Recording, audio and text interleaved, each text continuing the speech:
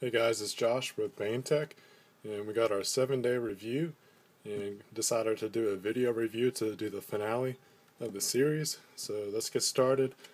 I'm not going to get into many of the specs, but some of the specs is, of course, that you got your 4.8-inch screen. It's a super AMOLED HD high definition screen. It's great. I love it. Big change from coming from the iPhone 4S.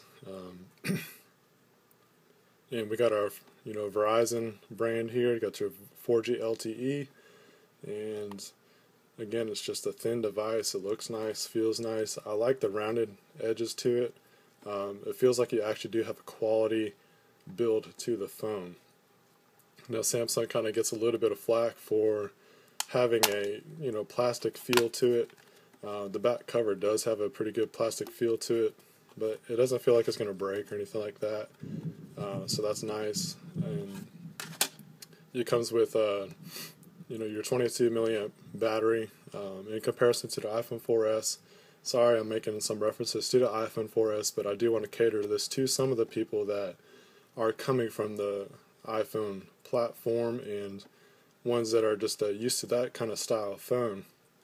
And one of the differences is that you got the battery here is the 22 milliamp battery versus the 1400 milliamp battery. So it sounds like Samsung has a bigger battery, which it does, but for the practicality of it, in my opinion, as far as battery life goes, the iPhone 4S and the Samsung Galaxy S3 are basically about the same. And I'm a heavy user. I'm going to do a more in-depth review with the battery upon request from one of my viewers, but also it's just something I want to get into.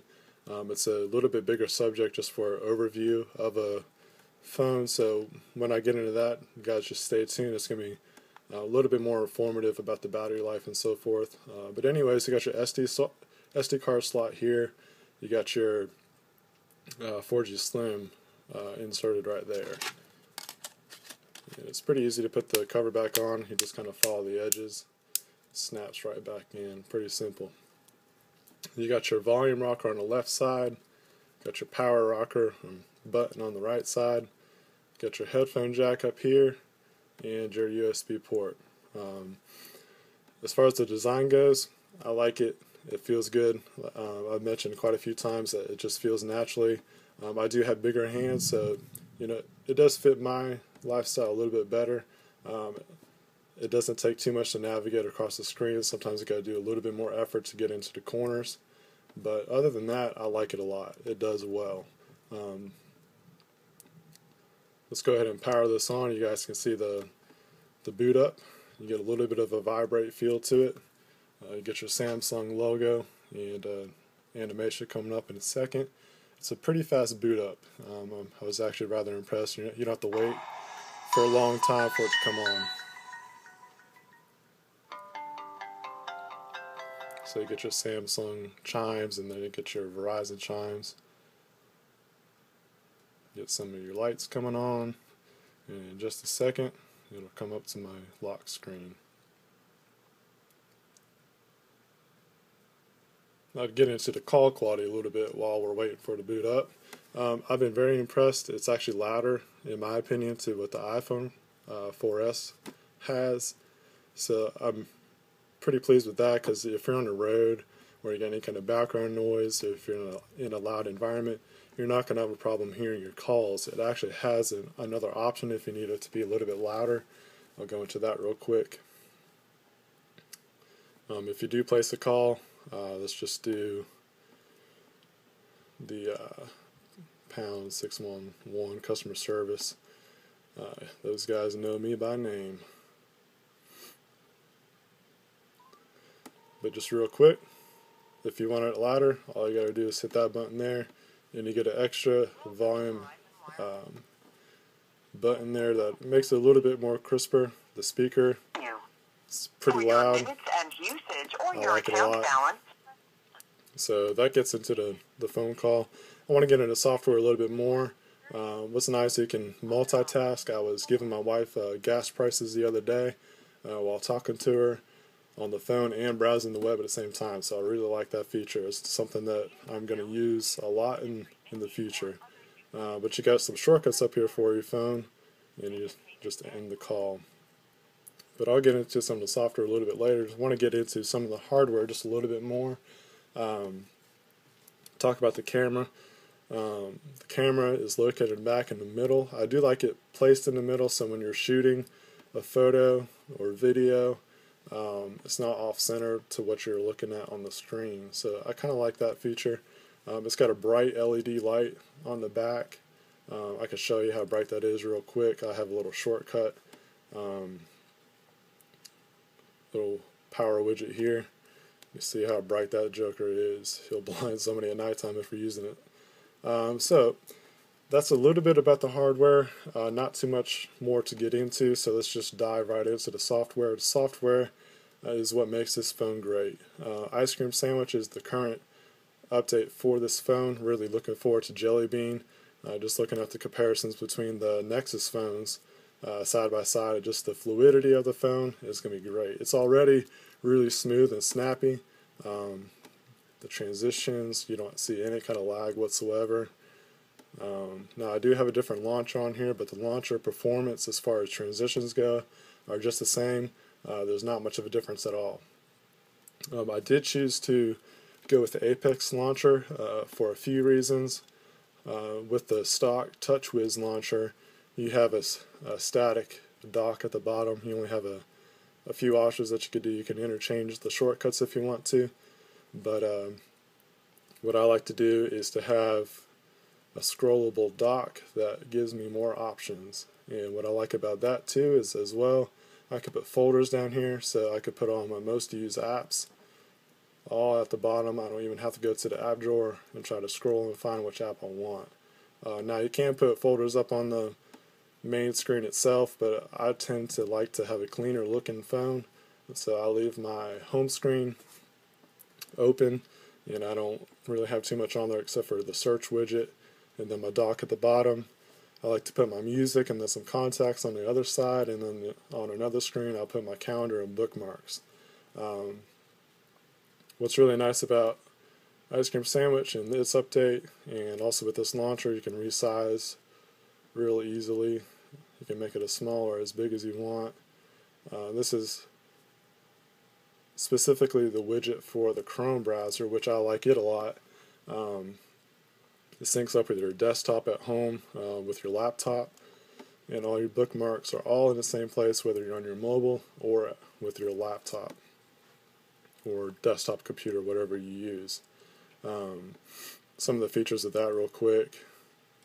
I got folders, so I got different folders I can go into and so forth, and it also has a shortcut right to the browser. Really nice, I like it. Props to Google for that. Been waiting for Google Chrome for a long time.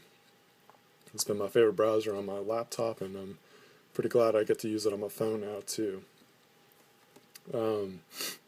Again, I want to kind of go into the fluidity with just how this phone is set up and how it just it's really fast, it's snappy. Just turning onto the side here, one of the options that you have with Apex, which is another reason why I choose this launcher.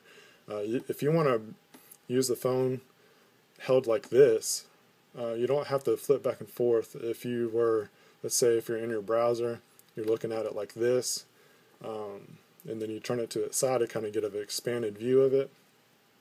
And then you hit your home button. On TouchWiz, you're not going to see it like this at all. You're going to see it at the vertical viewpoint. So that's why I like Apex Launcher. If you want a better experience, in my opinion, a launcher like Apex or Nova is going to suit you better than TouchWiz. So as we're continuing with the software, I want to get into the keyboard. The keyboard for TouchWiz, I don't like it. It's not that great. It's kind of aggravating at times. In my opinion, it thinks like it's trying to be too smart for you. It has that predictive text, and once they iron out the kinks, it could be a keyboard that I use in the future, but for right now, I'm just going to stick with two options that I narrowed down to, which is what you see right now is the Jelly Bean keyboard. Now you're going to want to go ahead and get the APK for this, because word is that it's going to be ripped out from the market, or the Google Play Store. So go ahead and get the APK, and I'll highly recommend this keyboard. I like it a lot. Just give you a little example. It's pretty accurate. The Google search bar, it doesn't do as well as if you were like in a text. So let's see, text. See, it kind of corrects it for you and so forth. You got some more options up here for punctuation and stuff. One of the things that Samsung does in their software is that you have a shortcut to change your input method. As you can see, I got a few that I was trying out. ICS keyboard is going to be a lot like your Jelly Bean, but Jelly Bean is a little bit more updated. The other keyboard I recommend is SwiftKey 3. You get a few more options here. It's a little bit different layout. For example, if you want to go with your numbers, you're going to have all the numbers off to the side here. So one finger or thumb is going to hit all those numbers instead of all at the top like usual. So the keyboard, I recommend those two keyboards, which is SwiftKey 3 or Jelly Bean keyboard. Another kind of beef I have with this phone is the gallery. The gallery seems to kind of load up a little bit slow for me. Let's see how it does. See, it loads up one and it kind of takes its time. Now granted, I do have quite a bit on my SD card, so sometimes it does take a while. This was one of the quicker times it loaded.